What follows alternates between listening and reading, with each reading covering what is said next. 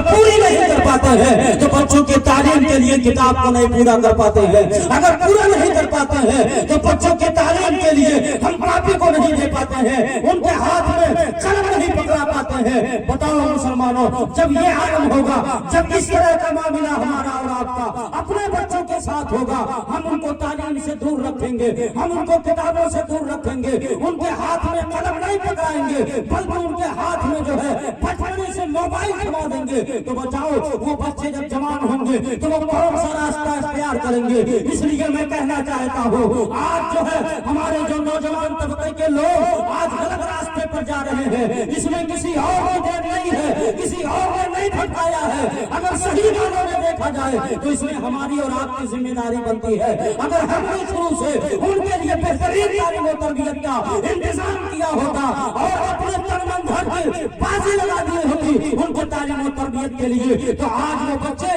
غلط راستے پر نہیں ہوتے بلکہ صحیح راستے پر چل کر کے وہ ہماری اور آپ کی رہنمائی کرتے ہوئے نظر آتے۔ لیکن ہم نے اپنے بچوں کے لیے کوئی تعلیم کا انتظام نہیں کیا۔ 200 روپیہ اگر مانگ لیا جائے گھر والوں سے تو پھر ہمارے آج گھروں سے وہ 200 روپیہ نہیں نکل پاتا۔ آج اس محفل کے اتنا زیادہ خرچ کرنے کی ضرورت کیا تھی؟ میں پوچھتا ہوں، کس کتاب میں کس حدیث میں، قرآن کے کس آیت میں اللہ رب العزت نے یا اللہ کے رسول نے یہ ارشاد فرمایا ہو کہ تم ختنے کی محفل کو بالکل ٹھان کر کے کرنا، اپنے گاؤں والوں کو، جوار والوں کو، اپنے تمام رشتہ داروں کو بلا کر کے اور جو ہے وہاں پر سب کے لیے کھانے کا انتظام کرنا، سب کے لیے اچھے اچھے کھانے کا انتظام کرنا، سب کے لیے کپڑے کا انتظام کرنا؟ کیا ایسا کسی حدیث میں آپ نے پڑھا ہے یا کسی عالم کی زبان سے آپ نے سنا ہے؟ ہرگز نہیں سنا ہوگا۔ یہ ساری چیزیں ضروری نہیں تھی، لیکن ہم نے کہیں نہ کہیں سے ان ساری چیزوں کا انتظام کیا ہے۔ لیکن اگر انتظام نہیں کیا ہے تو اپنے بچوں کے لیے انتظام نہیں کیا ہے، ہم نے انتظام نہیں کیا ہے تو ان کی تعلیم کے لیے انتظام نہیں کیا ہے۔ اس لیے مسلمانوں، یہ چیزیں مرنے کے بعد ہمارے اور آپ کے قبر میں کام آنے والی نہیں ہے۔ اگر کام آنے والی ہے تو یاد رکھو، اپنی اولاد کو نیک اور صالح بنا دو، اپنی اولاد کو اچھی تعلیم و تربیت سے آراستہ اور پیراستہ کر دو۔ انشاءاللہ جب ہم مر کر کے قبر میں جائیں گے اور ہمارا بیٹا جب دنیا میں بیٹھ کر کے اللہ کی بارگاہ میں قرآن کی آیت تلاوت کرے گا، قرآن کی سورتیں پڑھے گا اور اللہ کی بارگاہ میں اور جو ہے ہمارے نام ایصال ثواب کرے گا، تو یقین جانو قرآن کی اس ثواب کی برکت سے اللہ رب العزت ہمارے قبروں سے عذاب کو دور فرما دے گا۔ لیکن یہ ساری چیزیں جو آج ہم کر رہے ہیں قبر میں، ان ساری چیزوں کے بارے میں نہیں سوال ہوگا، ساری چیزوں کے بارے میں نہیں پوچھا جائے گا۔ میدان محشر میں آپ کی اولاد کے بارے میں آپ سے ضرور پوچھا جائے گا، بتا میں نے تجھ کو اتنی اولاد دی، اس کے تعلیم و تربیت کا انتظام تو نے کیا کیا؟ اس کو کتنی تعلیم دی؟ اس کو تو نے کیسی تربیت دی؟ کیا وہ تمہارے اپنے بڑوں کا ادب کرتا تھا کہ نہیں کرتا تھا؟ اپنے چھوٹوں پر شفقت کرتا تھا کہ نہیں کرتا تھا؟ اپنے باپ دادا کا وہ ادب کرتا تھا کہ نہیں کرتا تھا؟ ان کی تعظیم کرتا تھا کہ نہیں کرتا تھا؟ بتاؤ اس وقت ہمارے پاس کیا جواب ہوگا؟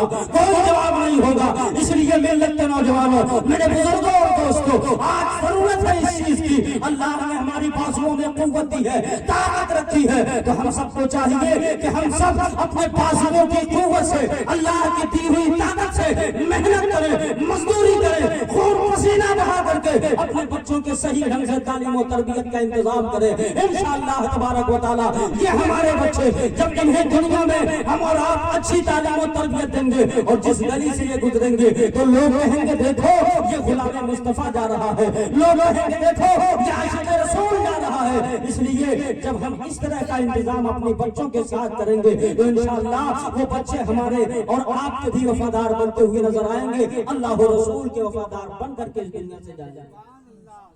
حضرات گرامی، علم سے فائدہ کیا ہوتا ہے؟ اچھا، علم سیکھنے کے لیے ہمارے بزرگوں نے محنتیں کرنے کی۔ ایک واقعہ میں آپ کے سامنے پیش کرتا ہوں۔ حضرت امام احمد بن حنبل رضی اللہ تعالیٰ عنہ کا زمانہ۔ حضرت امام احمد بن حنبل بہت بڑے امام، جن سے شریعت، سلسلہ شریعت کا جو ہے ایک مذہب چلا ہے، جن کے ماننے والوں کو حنبلی کہا جاتا ہے۔ حضرت امام احمد بن حنبل رضی اللہ تعالیٰ عنہ ایک شہر ہے قرطبہ، وہاں پر ایک بہت بڑے امام گزرے ہیں جن کا نام حضرت بقی الدین قرطبی رضی اللہ تعالیٰ عنہ۔ انہوں نے سنا کہ بغداد شریف میں ایک امام ہے، امام احمد ابن حنبل، بہت بڑے امام ہیں، بہت بڑے محدث ہیں، سرکار کی حدیثیں بیان کرتے ہیں، لوگوں کو سناتے ہیں۔ اپنے شہر سے انہوں نے سفر شروع کر دیا، کئی ہزار میل کا فاصلہ تھا، کئی ہزار میل کا فاصلہ تھا اس وقت، لیکن پیدل سفر جو ہے شروع کر دیا۔ آگے چلے، ایک دریا راستے میں آ گیا، کشتی پہ سوار ہوئے، کشتی کے ذریعے اس دریا کو پار کرنا چاہا، لیکن جب کشتی بیچ مدھار میں پہنچتی ہے طوفان کے نظر ہو جاتی ہے۔ اللہ کی بارگاہ میں فریاد کرتے ہیں، مولا کسی طرح ہماری کشتی کو کنارے سے لگا دے۔ طوفان میں کشتی بہتی ہوئی جو ہے کہیں سے کہیں نکل گئی، لیکن جا کر کے جب سمندر کے ساحل پر لگی ہے، آپ جب سمندر کے اس پار پہنچے ہیں، ایک آدمی ادھر سے آتا ہوا نظر پڑا۔ آپ نے اس سے پوچھا، بتاؤ تو صحیح بغداد ابھی کتنی دور باقی ہے؟ تو اس نے کہا یہاں سے بغداد 700 میل کی دوری پر ہے۔ 700 میل مطلب 1000 کلومیٹر سے زیادہ، 700 میل کی دوری پہ ہے پیدل چلنے والا آدمی۔ آج کا اگر انسان ہوتا تھک ہار کر کے واپس آ جاتا، اپنی ہمت ہار جاتا، لیکن قربان جاؤ علم سیکھنے کا وہ جذبہ تھا، علم دین مصطفیٰ سے وہ عشق تھا، وہ پیار تھا کہ انہوں نے اپنے سفر کو منقطع نہیں کیا بلکہ اپنے سفر کو جاری رکھا۔ پیدل چلتے چلتے جب شہر بغداد کے قریب پہنچے ہیں، ایک شخص ادھر سے آتا ہوا نظر آیا، پوچھا بغداد کتنی دور ہے؟ کہا بس تھوڑا سا آگے جاؤ گے تو بغداد کی عمارتیں تمہیں نظر آئیں گی۔ وہ امام جو ہے اپنے وقت کے وہ آگے بڑھتے ہیں اور جاتے ہیں بغداد شریف میں اندر، تو انہوں نے ایک شخص سے ملاقات کیا، کہا بتاؤ تو صحیح اس وقت جامع مسجد کا امام کون ہے؟ تو لوگوں نے بتایا کہ اس وقت فلاں آدمی اس جامع مسجد کا امام ہے۔ کہا حدیثیں کون سناتا ہے؟ کہا وہی امام صاحب یہاں جو ہے حدیثیں سناتے ہیں۔ کہا میں نے تو سنا تھا حضرت امام احمد بن حنبل بغداد کی جامع مسجد میں حدیثیں سناتے ہیں۔ کہا ہاں پہلے سناتے تھے، لیکن بادشاہ سے کسی مسئلے میں جھگڑا ہو گیا، اس لیے بادشاہ نے ان کو اپنے گھر میں نظر بند کر دیا، وہ گھر سے باہر نہیں نکلتے ہیں، ان کی ساری ضرورتیں ان کے گھر میں پوری کر دی جاتی ہے، ان کو کسی سے ملنے کی اجازت نہیں ہے، نہ ان سے کسی کو ملنے کی اجازت دی جاتی ہے۔ بادشاہ بڑا سخت ہوا ہے ان کے اوپر، چنانچہ جب انہوں نے سنا تو ان کا دل بیٹھنے لگا، میں تو نہ جانے کتنے ہزار میل کا سفر کر کے جو ہے یہاں بغداد میں پہنچا ہو حضرت امام احمد بن حنبل سے حدیث سننے کے لیے، حدیث سیکھنے کے لیے، علم دین مصطفیٰ سیکھنے کے لیے، لیکن یہاں آنے کے بعد جو ہے یہ پتہ لگ رہا ہے۔ تو انہوں نے اس آدمی سے پوچھا بتاؤ تو صحیح کیا تم بتا سکتے ہو کہ حضرت امام احمد بن حنبل کا گھر کون ہے؟ کہا میں نہیں بتا سکتا، اگر بادشاہ نے امام احمد بن حنبل کے بارے میں میرے بارے میں کچھ سنگن پائی تو مجھ کو بھی جیل کے اندر ڈال دے گا، اس لیے میں نہیں بتا سکتا ہوں۔ کہا اچھا دور سے اشارہ کر کے بتا دو۔ کہا ٹھیک ہے، اشارہ میں انگلی کے ذریعے نہیں کروں گا، اپنی آنکھوں کے ذریعے کروں گا، کیونکہ اگر حکومت کے کارندے امام احمد بن حنبل کی گھر کی طرف اشارہ کرتے ہوئے بھی دیکھ لیں گے تو مجھ کو جیل کے اندر ڈال دیں گے۔ انہوں نے کہا ٹھیک ہے، تم آنکھ کے ذریعے ہی اشارہ کر دو۔ دور ہی سے امام احمد بن حنبل کا گھر ان کو دکھا دیا گیا۔ اب گھر دیکھنے کے بعد واپس آتے ہیں، ایک کوارٹر جو ہے ایک روم کرائے پر لیتے ہیں، اور لینے کے بعد اپنا سارا ساز و سامان وہاں پر لے جا کر کے رکھ دیتے ہیں۔ اب رکھنے کے بعد آپ نے جا کر کے ایک کاسا خریدا ہے فقیروں والا، جو فقیر لے کر کے بھیک مانگتے ہیں، وہ کاسا خریدا ہے، اور خریدنے کے بعد اپنا جو ہے پورا لباس فقیروں والا بنایا ہے، فقیروں والا لباس زیب تن کیا ہے، اور زیب تن کرنے کے بعد اب بغداد شہر میں وہ کٹورا لے کر کے کاسا لے کر کے ادھر ادھر بھیک مانگنے لگے، اور بھیک مانگتے مانگتے جو ہے وہ جا کر کے حضرت امام احمد بن حنبل کے دروازے پر پہنچتے ہیں، دروازے کو کھٹکھٹاتے ہیں اور آواز لگاتے ہیں اللہ تمہارے ساتھ اچھائی کا معاملہ کرے، اللہ تمہارے ساتھ خیر کا معاملہ کرے۔ یہ آواز سن کر کے حضرت امام احمد بن حنبل اپنے ہاتھ میں چند سکے لے کر کے باہر آتے ہیں، یہ فقیر اپنا کاسا آگے بڑھاتا ہے، امام احمد بن हम्बल उस कासे में पैसे को रखते हैं। जो ही पैसे को रखा है फौरन फकीर ने इमाम अहमद इब्न हम्बल का हाथ पकड़ लिया और कहने लगा, अरीजा पेश करने लगा, अरे इमाम अहमद इब्न हम्बल, मैं कोई फकीर नहीं हूँ, बल्कि मैं कई हजार मील का सफर करने के बाद यहाँ पर आया हूँ आपसे इल्म हदीस सीखने के लिए, इल्म दीन मुस्तफा सीखने के लिए। इमाम अहमद इब्न हम्बल ने कहा, तुम गलत वक्त पर आ गए हो। बादशाह ने मुझको नजरबंद कर दिया है, बादशाह ने मुझको अपने घर में कैद कर दिया है, मैं किसी से मुलाकात नहीं कर सकता, ना ही मुझसे कोई मुलाकात कर सकता है। अगर तुम मेरे दरवाजे पर आ गए हो, अगर किसी सिपाही ने, किसी जो है हुकूमत के कारिंदे ने अगर हमको देख लिया तो वो तुमको भी जो है जेल के अंदर डाल देगा, वो तुमको कैद खाने में डाल देगा, इसलिए तुम जल्दी से यहाँ से चले जाओ। उस आदमी ने कहा, सुनो, मैं ऐसे नहीं जाऊंगा, अगर मैंने इरादा करके आया है यहाँ तक कि मैं आपके पास आकर के इल्म दीन मुस्तफा सीखूंगा, तो सुनो, मैं इल्म दीन मुस्तफा सीख करके यहाँ से जाऊंगा। हजरत इमाम अहमद इब्न हम्बल ने इरशाद फरमाया, वो किस तरह से होगा? तो उन्होंने कहा कि मैं आपके पास इसी तरह रोजाना कासा लेकर के आता रहूंगा और इसी असने में, इसी वक्त में आप मुझको अल्लाह के रसूल की कम से कम 2 हदीसें सुना दीजिएगा, सिखा दीजिएगा, मैं उसको याद करके चला जाऊंगा। अगर कोई हुकूमत का कारिंदा देख ले तो मेरे जो है कासे में आप उससे पैसे डाल दीजिएगा, ताकि हमारे ऊपर किसी को शक ना हो। वो उसी तरह आते रहे, जाते रहे, हदीसें मुस्तफा सीखते रहे।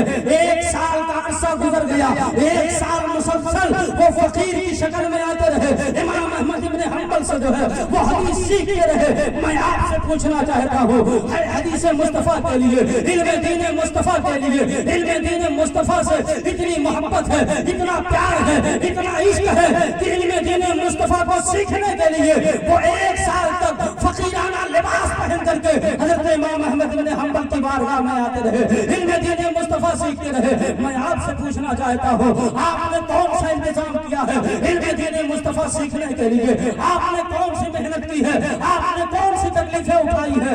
आपने कौन सा जो है कौन सी मशक्कतें बर्दाश्त की है? कोई मशक्कत आपने बर्दाश्त नहीं की है, कोई मेहनत आपने नहीं की है, कोई तकलीफ आपने नहीं उठाई है। अगर तकलीफ उठाए होते इल्म दीन मुस्तफा को सीख करके अपने बच्चों की, अपने आने वाले नस्लों की, उसी पर आपने उनकी तरबियत की होती तो यकीनन आज हमारे बेटे जो है हमारे नाफरमान बनते हुए नजर नहीं आते, बल्कि हमारे फरमाबरदार बनते हुए नजर आते। हजरत गिरामी, हजरत इमाम अहमद इब्न हम्बल 1 साल तक उनको हदीस सुनाते रहे। हजरत इमाम बखियुद्दीन कुर्तबी रज़ी अल्लाह ताला अन्हु को 1 साल तक फकीराना लिबास में आते रहे, हदीस सीखते रहे।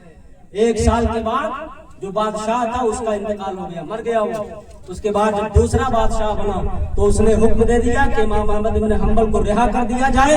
अब वो जिस तरह पहले मस्जिद के अंदर हदीस मुस्तफा सिखाते थे, सुनाते थे, उसी तरह वो फिर जाकर के मस्जिद के अंदर हदीस मुस्तफा सिखाते रहे। फिर उसके बाद वो जाकर के मस्जिद के अंदर हदीस मुस्तफा सीखते रहे।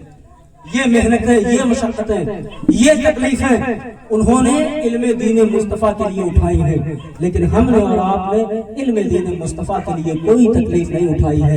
आज जगह जगह मदरसे का इंतजाम है, आज जगह जगह बहुत सारी जो है हमारे और आपके लिए बहुत आसाइशें मौजूद हैं, हमारे बच्चों की तालीम के लिए बहुत अच्छे अच्छे इंतजाम मौजूद हैं। बस क्या करना है, हमको अपनी मेहनत की कमाई से कुछ हिस्सा अपने बच्चों के लिए खर्च करना है और उन बच्चों की तालीम और तरबियत के लिए खर्च करना है, ताकि उनके लिए किताबें मंगाई जा सके, उनके लिए बेहतरीन तालीम का इंतजाम किया जा सके। यकीन जानो, अगर मदरसों से पढ़ करके हकीकी मानों में आपने उनको मदरसों में डाल करके अच्छी तालीम और तरबियत का उनके लिए इंतजाम कर दिया तो यकीन जाने इंशाअल्लाह उन बच्चों के जरिए आपको भी दुनिया के अंदर, अपने समाज के अंदर इंशाअल्लाह इज्जत मिलती हुई नजर आएगी और आपका मर्तबा भी अल्लाह रब्बुल इज्जत की बारगाह में बढ़ता हुआ नजर आएगा।